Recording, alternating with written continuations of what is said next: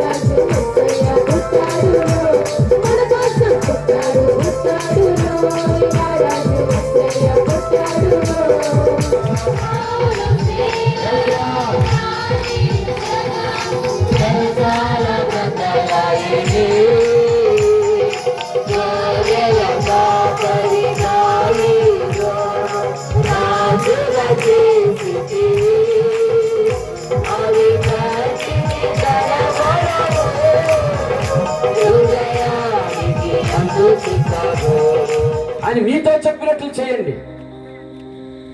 ఎదిరించని విధేయత అది అద్భుతానికి కారణం అవుతుంది. ఎప్పుడు విధేయుడు అవుతావు నువ్వు?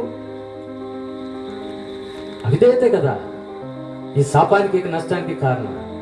దేవుని మాటకి సంపూర్ణమైన విధేయత చూపించినటువంటి వారు తప్పక ఆ విధేయత తగినటువంటి ఆశీర్వాదం అనే వారికి జీవితంలో వారు పొందుకోగలుగుతారు. అంటే నేను కోటగోళ్ళు ఏమిపోయి అంటే కుమిలిపోయి ఆహ్వానించి అని చెప్పిన దాని ప్రకారం కనుక మనం సంపూర్ణమైన విధేయత చూపించి ఆ ప్రకారం మనం చేసినట్లయితే విలువ లేనిటువంటి మన జీవితాలకు ఆయన విలువనిస్తాడు.